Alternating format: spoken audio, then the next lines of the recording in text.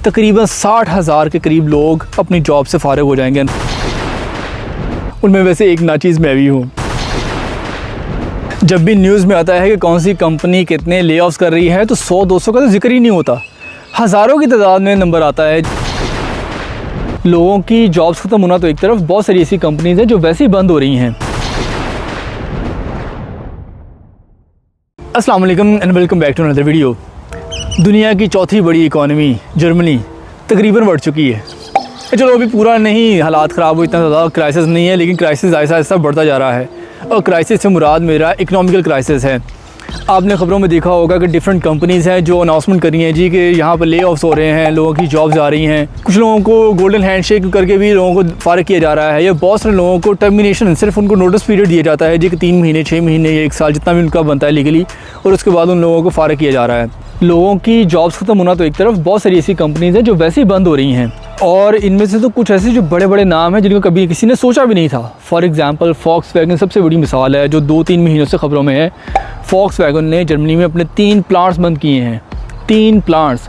अब 3 प्लांट्स बंद होने का मतलब ये है कि हज़ारों लोगों की जॉब उससे ख़त्म हो गई हैं। नंबर्स बताया जाता है जो मीडिया में आए हैं, तकरीबन 10,000 लोगों की जॉब्स। अब वो 10,000, वॉक्सवैगन वैसे तो कंपनी है जो कार्स बनाती हैं, लेकिन वो देखें सिर्फ इंजीनियर्स वहाँ पे ऑटोमोबाइल इंडस्ट्री के इंजीनियर्स नहीं होंगे, मैकेनिकल इंजीनियर्स नहीं होंगे, बल्कि वहाँ पे इलेक्ट्रीशियंस होंगे, अकाउंटेंट्स होंगे, एडमिनिस्ट्रेशन स्टाफ होगा, ट्रांसपोर्टेशन से बिलोंगिंग रखने वाले लोग होंगे, या और बहुत सारे दूसरे लोग। तो इन सभी लोगों को मिल मिला के 10,000 लोगों का वहाँ से फारिग हो जाना ये कोई छोटी बात नहीं है, अच्छी खासी बड़ी बात है। और वॉक्सवैगन तो वैसे भी तकरीबन कोई 80 साल 85 साल पुरानी कंपनी थी, और अच्छी खासा बड़ा नाम है, क्योंकि आपने नाम सुना है जो ऑडी है, पोर्शे है, ये सारे वॉक्सवैगन के अंडर आते हैं, बल्कि लैम्बोर्गिनी भी अब वॉक्सवैगन ग्रुप का हिस्सा है। तो इतने बड़े नाम होने के बावजूद, इतनी बड़ी कंपनी होने के बावजूद उन लोगों ने अपने 3 प्लांट्स बंद कर दिए रिसेशन की वजह से। उसके डिफरेंट रीज़न मैं अभी आपसे शेयर करता हूँ कि ऐसा क्यों हो रहा है। और ये चैलेंज सिर्फ वॉक्सवैगन को ही नहीं है, और बहुत सारी बड़ी companies, for example BMW, Mercedes, या उसके अलावा और दूसरी कंपनीज़ ऑटोमोबाइल सेक्टर से हट के, जैसे कि जर्मन बार्न से बोलते हैं, डोइचे बार्न, जर्मन एयरवेज, सीमेंस है, बॉश है, जो कि और बहुत सारे डिफरेंट अप्लाइंसेस बनाती थी या स्पेयर पार्ट्स बनाती थी ऑटोमोबाइल इंडस्ट्री के लिए भी और दूसरी कंपनीज़ के लिए भी। इन सभी को अच्छे खासे चैलेंजेस का सामना है। जब भी न्यूज़ में आता है कि कौन सी कंपनी कितने ले ऑफ्स कर रही है तो 100-200 का तो जिक्र ही नहीं होता, हज़ारों की तादाद में नंबर आता है जी कि 5,000 फ़लाँ कंपनी है जो ले ऑफ्स कर रही है, 10,000 फ़लाँ कर रही है, 3,000 फ़लाँ कर रही है। सिर्फ इस साल 2024 में प्लान है जी कि टोटल पूरे जर्मनी में से तकरीबन 60,000 के करीब लोग अपनी जॉब से फारिग हो जाएंगे। अनफॉर्चुनेटली 60,000 लोग। अभी कुछ महीनों पहले की बात है, ये तकरीबन साल पहले की बात है, 2024 के स्टार्ट तक ये मामला थे कि जर्मनी को हर साल तकरीबन 2.5 लाख 3 लाख बल्कि 4 लाख तक वर्किंग फोर्स की ज़रूरत थी डिफरेंट प्रोफेशंस में। उसमें IT, इंजीनियरिंग और ऑटोमोबाइल इंडस्ट्री भी आते थे। उसके अलावा डेफिनेटली और डिफरेंट और प्रोफेशंस हैं, वो सभी सारे इसमें शामिल थे। और दूसरी तरफ मेनली 1 साल के अंदर अंदर, स्पेशली 2024 के दौरान, ये सिचुएशन इतनी ज़्यादा तेज़ी से चेंज हुई हैं कि हज़ारों की तादाद में लोग अपनी जॉब्स जो लूज़ कर रहे हैं। उनमें वैसे एक नाचीज़ मैं भी हूँ। अच्छा, मेरी वैसे कोई जॉब लूज़ नहीं की। मैंने पहले भी जिक्र किया था कि मैं कॉन्ट्रैक्ट बेस काम करता हूँ, प्रोजेक्ट बेस काम करता हूँ, फ्रीलांसिंग करता हूँ। तो मेरा प्रोजेक्ट एक्चुअली मुकम्मल हो गया है, फिनिश हो गया है, और वो रीन्यू नहीं हुआ। जिस कंपनी के साथ मैं काम करता हूँ या जिस प्रोजेक्ट पे मैं काम करता था, वहाँ पे 2-4 और भी फ्रीलांसर थे जो काम कर रहे थे। डेफिनेटली कंपनी के पास और भी ह्यूमन रिसोर्स है जो वहाँ पर परमानेंट जॉब कर रहे थे। तो उन लोगों ने, जो फ्रीलांसर्स थे, उनके कॉन्ट्रैक्ट रीन्यू नहीं किए, प्रोजेक्ट उसी तरीके से वाइंड अप कर लिए हैं। बल्कि सिचुएशंस आहिस्ता आहिस्ता इतनी चेंज हो गई थी कि उन लोगों ने अपनी कंपनी से कुछ परमानेंट एम्प्लॉयज़ को भी सी ऑफ कह दिया है, उनकी भी फेयरवेल थी, उनको भी जॉब लूज़ करना पड़ी। अब यहाँ पर इंपॉर्टेंट सवाल है कि इतनी तेज़ी से हालात क्यों चेंज हो रहे हैं, क्राइसिस क्यों बढ़ता जा रहा है आहिस्ता आहिस्ता।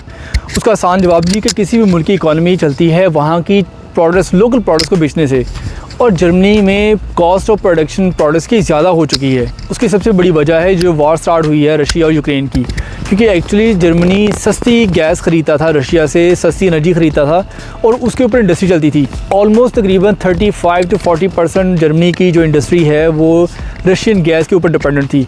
और वॉर के बाद चूँकि सैंक्शंस लगाई इस यूरोपियन कंट्रीज़ ने, अमेरिका ने रशिया के ऊपर, तो रशिया ने यूरोप को गैस बेचना बंद कर दिया, इन लोगों ने उनसे ख़रीदना बंद कर दी, इस तरह कह लें।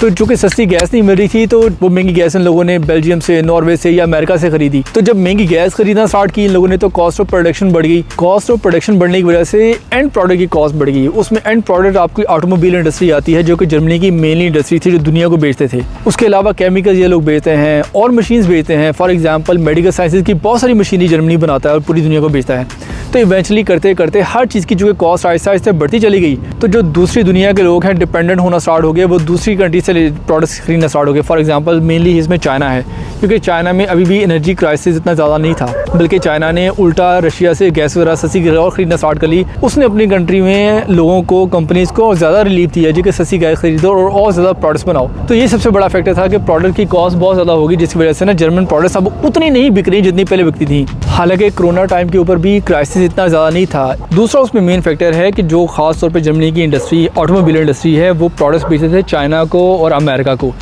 अब दुनिया ऐसा ऐसा इंक्लाइंड होती जा रही है इलेक्ट्रिक व्हीकल्स की तरफ। मर्सिडीज़ हो, BMW है, ऑडी है, फॉक्सवैगन है, वो सारी, एक तो उन कंपनीज ने अपने आप को उतनी देर से अडॉप्ट नहीं किया जितना चाइनीज़ कंपनीज ने किया था, लेकिन उसके बावजूद भी जो ये प्रोडक्ट्स बना रहे हैं वो इवेंचुअली महंगी हैं। उनकी क्वालिटी बहुत अच्छी है। जर्मन कंपनीज अपनी क्वालिटी पे बिल्कुल भी कंप्रोमाइज़ नहीं करते। इनके स्टैंडर्ड्स हैं और वो बहुत अच्छी क्वालिटी प्रोड्यूस करते हैं, लेकिन इवेंचुअली वो हाई क्वालिटी प्रोड्यूस करते करते उनकी कॉस्ट भी ज़्यादा हो जाती है। उसके मुकाबले में जो चाइनीज़ कंपनी हैं, जिन लोगों ने इलेक्ट्रिक व्हीकल्स बनाई हैं, जो पूरी दुनिया में इंट्रोड्यूस करवा रहे हैं, वो रिलेटिवली सस्ती हैं, अच्छी खासी सस्ती हैं। और चूँकि यूरोप वैसे भी ज़्यादा इंक्लाइंड होता जा रहा है ऐसा ऐसा इलेक्ट्रिक व्हीकल्स की तरफ, अमेरिका होता जा रहा है, तो जो जर्मन प्रोडक्ट्स हैं अगेन वो उतनी नहीं बिक रही जितनी चाइना की बिक रही हैं। मेन रीज़न है अगेन एनर्जी की वजह से जो इन्फ्लेशन यहाँ पर हो चुकी है। कॉस्ट ऑफ लिविंग काफ़ी ज़्यादा बढ़ चुकी है। खाने पीने की अशिया भी काफ़ी महंगी हो गई हैं। लिविंग कॉस्ट अच्छी खासी एक्सपेंसिव है। यहाँ पे हीटिंग कॉस्ट तकरीबन दुगनी हो चुकी है। डीजल, पेट्रोल, हर चीज़ की प्राइस तकरीबन 50% ऑलमोस्ट बढ़ चुकी है। तो उन सभी चीज़ों की वजह से जो लोग हैं, आम लोग यहाँ पे जर्मनी में भी या वैसे इन जनरल यूरोप में, वो अब लोग उतना इन्वेस्ट नहीं करते अपनी लग्जरी लाइफ के ऊपर। अब वो अपनी बेसिक लाइफ के ऊपर ज़्यादा कंसंट्रेट कर रहे हैं, बल्कि पैसों को बचाते भी हैं जी कि कुछ नहीं पता क्या हो। क्योंकि वॉर की वजह से तो ये भी डर था कि कहीं वॉर ही जर्मनी में ना आ जाए या यूरोप, बाकी यूरोप में ना आ जाए यूक्रेन से ना। तो लोगों ने पैसे इन्वेस्ट करना तकरीबन बंद कर दिए थे, काफ़ी कम कर दिए थे। तो ये भी एक बड़ा फैक्टर था जो इन्फ्लेशन की वजह से लोगों ने अपने पैसों को ब्लॉक कर लिया था। तो ये डिफरेंट 3-4 फैक्टर्स में मिला के हालात यहाँ तक पहुँचे हैं, और ये एक दिन में नहीं पहुँचे। इसको तकरीबन साल, 1.5 साल, 2 साल लगे आहिस्ता आहिस्ता करते करते यहाँ से सिचुएशन पहुँची है। अब इसका हल क्या है? जर्मनी गवर्नमेंट रिफॉर्म्स तो कर रही है। इसमें एक फैक्टर ये भी है कि जर्मनी ने अपने एटॉमिक पावर हाउसेस भी बंद कर दिए थे इन दी नेम के जी हम लोग पोल्यूशन दुनिया में नहीं ज़्यादा और करना चाहते, बल्कि हम उसको रिड्यूस करना चाहते हैं, रीन्यूएबल एनर्जी की तरफ जाना चाहते हैं।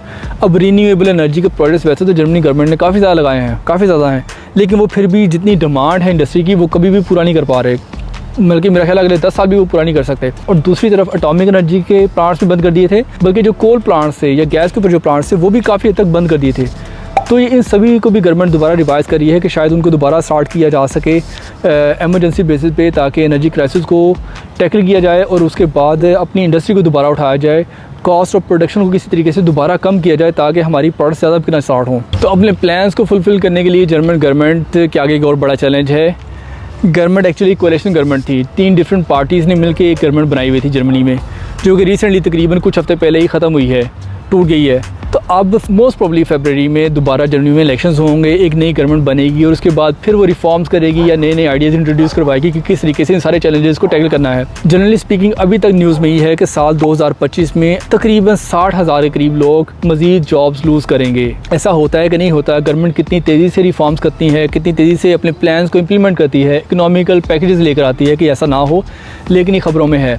बल्कि कुछ तो ये भी दावा करते हैं कि अगर ऐसा हुआ स्टार्ट हुआ तो चूँकि कंपनीज़ का कॉन्फिडेंस लूज़ कर जाएगा। वैसे भी कंपनी जर्मनी को छोड़ के दूसरी जो रिलेटिवली चीपर कंट्रीज़ है वहाँ पर जाकर इन्वेस्टमेंट कर रही हैं, वहाँ पर प्लांट्स लगा रही हैं।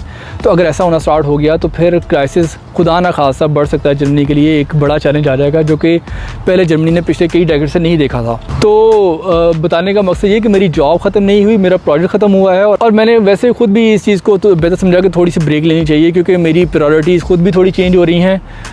जॉब या प्रोजेक्ट बेस्ड काम ही मैंने वैसे काफ़ी अर्से से किया है, काफ़ी सालों सालों से किया है, लेकिन मुझे लगता है कि कुछ नई हॉरिजन्स मुझे ना एक्सप्लोर करने की ज़रूरत है। कोई नई डायमेंशंस हैं जिनके मुतालिक मेरी प्रायोरिटीज़ चेंज हो रही हैं और मेरा इंटरेस्ट बढ़ता जा रहा है। अच्छा, यहाँ पे मैं अपॉर्चुनिटी यूज़ करते हुए बताता हूँ जी कि मैंने एक्चुअली पाकिस्तान की सिचुएशंस के मुतालिक भी बात करना स्टार्ट की है। वहाँ पे जो डिफरेंट क्राइसिस हैं, पॉलिटिकल, इकनॉमिकली और दूसरे बहुत सारे मामला, इनके ऊपर भी मैं थोड़ा वोकल होना स्टार्ट हुआ हूँ, जो कि मेरा इंटरेस्ट बहुत ज़्यादा बढ़ गया बात है। तो मैंने एक दूसरा चैनल बनाया है जिसके ऊपर मैं इस तरह की डिस्कशंस किया करूँगा। You are more than welcome के भी आप वहाँ पे बेशक क्रिटिसाइज़ भी करो, लेकिन मेरे उस दूसरे चैनल को भी आप लोग एक बार चेक ज़रूर करना कि भी मैं वहाँ पे किस तरीके से अपने ओपिनियंस को और अपने थॉट्स को वहाँ पे शेयर कर रहा हूँ। इस वीडियो के हवाले से मैं आपको बताता चलूँ कि आज की वीडियो का मकसद खुदा न खासा नेगेटिविटी फैलाना या कोई डीमोटिवेट करना हरगिज़ नहीं है, लेकिन मुझे लगा कि जहाँ एक तरफ मैं आपको जर्मनी के मुतालिक और इन्फॉर्मेशन शेयर करता हूँ, यहाँ पे अपॉर्चुनिटीज़ कैसी थी, ह्यूमन रिसोर्स की कितनी ज़रूरत होती थी, पैसे बंदा कमा सकता है, ये सारी अपॉर्चुनिटी यहाँ पे अवेलेबल हैं। अपॉर्चुनिटी कार्ड के मुतालिक मैंने लोगों को मोटिवेट किया कि आप वो लेकर यहाँ आ जाओ। तो जहाँ ये पॉजिटिव पॉइंट्स है, वहाँ पर जो चैलेंजिंग सिचुएशंस अब बनी हुई हैं वो भी बताना मेरा मकसद है, वो मेरी ज़िम्मेदारी है, ताकि लोगों को पता लगे कि यहाँ पे ग्राउंड रियलिटीज़ क्या हैं और जो बंदा यहाँ पर आता है उसे क्या क्या चैलेंजेस फेस करने पड़ सकते हैं। लोगों की जॉब्स आज भी हो रही हैं, वो डिपेंडिंग अपॉन किस एरिया में है, किस फील्ड में है। ये बाज़ात बेशक ऐसा हो सकता है कि किसी एक कंपनी में किसी एक बंदे की जॉब गई है तो साथ ही किसी दूसरे बंदे की जॉब वहाँ पर स्टार्ट भी हो चुकी है। वो अगेन कंपनी को किस बंदे की ज़रूरत है, किस पैकेज के ऊपर बंदे की ज़रूरत है, इस तरह की बहुत सारे डिफरेंट फैक्टर्स हैं जो कि ना पार्ट प्ले करते हैं। तो इन्फॉर्मेशन शेयरिंग के तक ये वीडियो मेरा बताने का मकसद था, ताकि आप लोग अपने फ्यूचर को बेहतर तरीके से प्लान करके यहाँ आ सको अगर आना चाहते हो, या अगर आप यहाँ पर हो और जॉब सर्च कर रहे हो तो क्राइसिस की वजह से जॉब नहीं मिल रही, तो इस बात से डिसहार्ट नहीं होना, डिमोटिवेट नहीं होना। You are not alone, thousands of people are there जो आपके साथ हैं। तो अपनी स्किल्स को बढ़ाओ, अपने पॉइंट्स को बेहतर करो, अपनी स्किल्स को इंप्रूव करो, ख़ास तौर पे जर्मन लैंग्वेज पे ख़ास तौर पे ध्यान दो, ज़्यादा से ज़्यादा इंप्रूव करो, क्योंकि अब आपके पास कंपटीशन ज़्यादा होगा, एप्लीकेंट ज़्यादा होंगे, अप्लाई करने वाले लोग ज़्यादा हैं और जॉब्स रिलेटिवली अगर मार्केट में कम है तो फिर ज़ाहिर बात है आपने अपने पॉइंट्स को बढ़ाने के लिए अपनी स्किल्स को इंप्रूव करना है, जर्मन लैंग्वेज को ख़ास तौर पर बढ़ाना है। आज की वीडियो के लिए इतना ही, दोबारा नई वीडियो में नए टॉपिक में मुलाकात होगी। टिल देन टेक केयर, अल्लाह हाफ़िज़।